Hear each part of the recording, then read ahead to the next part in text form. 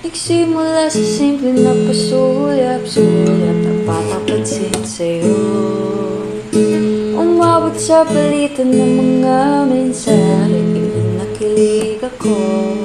Kumusta, kain na, hello, magandang umaga. Ingat ka, pahinga, huwag ka masyadong pupuyat pa. Naramdaman ang puso na dahan-dahan ako nakukulog sa'yo. Sa kada araw nating napag-uusap, mayroon ang namumuo. Ngunit di ko na alam kung ano patutunguhan. Ang hiling ko lang ng bahay na itong naramdaman.